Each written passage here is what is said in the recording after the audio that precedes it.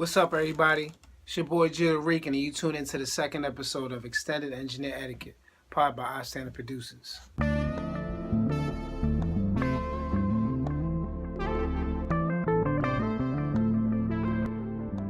What's up, everybody? Today, man, for Engineer Etiquette number 2, it is preparation starts before the session. Now, I kind of have to cut it down with just preparation because I've realized that sentence is kind of redundant. Preparation. Now, I spoke a little bit about it last week when I spoke about knowing how to run a session. So there's going to be a couple things that might sound familiar. So first things first, all right? You book the session, you know what I'm saying? Even when you're on the phone or you're texting this person, you confirm the time and everything. Ask them how many people are coming into your studio so you can have control over your traffic that comes to your studio. Figure out if they're doing, freestyles to industry beats or if they're having original music, and how are they bringing it with them. If they're going to email it to you, if they have links that they need you to download, get that out the way off the bat. Now, this might be considered going the extra mile because not a lot of engineers do this, but by asking them for the links or having them email it to you, you could prep all the sessions beforehand. It helps you in your workflow, and you just eliminated the time that it takes to load up and create how many sessions for how many beats that they send you during the actual session. You just saved them about 5 to 10 minutes of just a little extra tedious work. If you're doing any live stuff, if you have a live room, make sure you ask how many instruments they're using so you can know how many cables to bring out, how many singers, how many mics do they need so you know how many stands and how many microphones to use, how many amps you need turned on, especially if you're working in a studio that has a wide variety of amps. There's no reason to have them all on. Make sure that you have like an inventory list and they can see what amps you have and you can turn them on accordingly at the right time.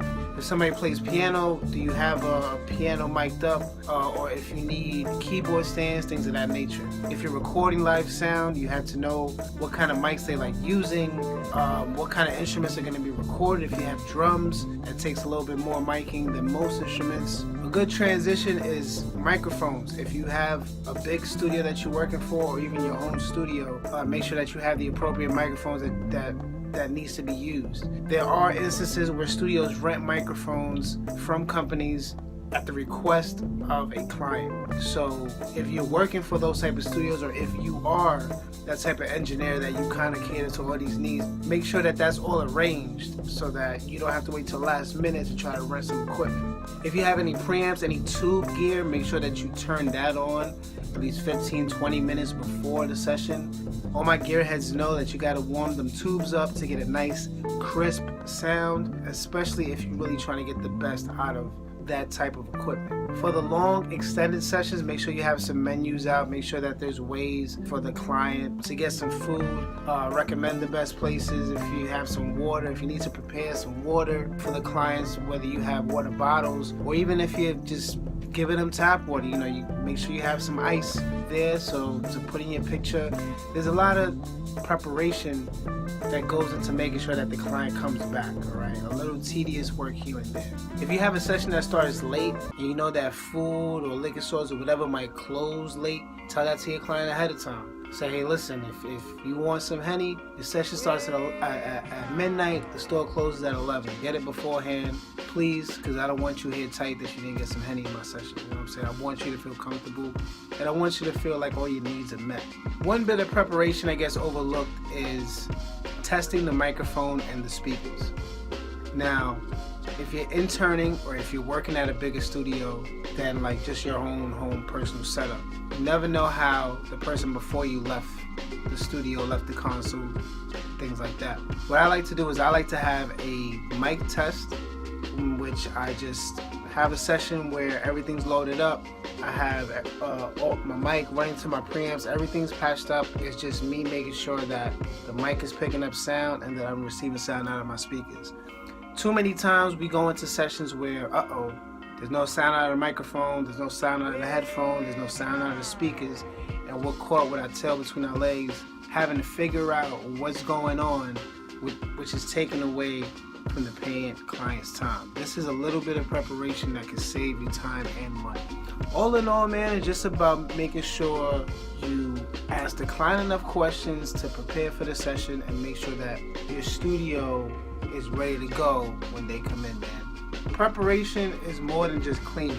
Even though I do advise you to like clean up, disinfecting spray, disinfecting wipes when people who are sick or if you become sick, Febreze.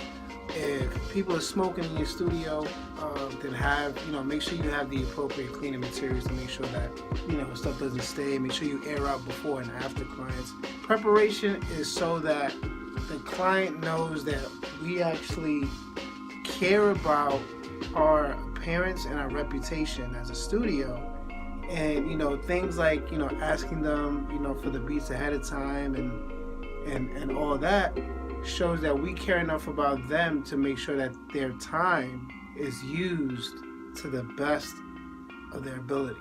You know what I'm saying? To make sure that we have their best interests in mind and we're helping them use their time the best way they can. And that's it, man. Engineer etiquette preparation, man. Hope you guys enjoyed. Make sure you follow me on the gram at Rican. Shout out to istandard producers. Follow us too, man. At istandard, Rican. Web Pop.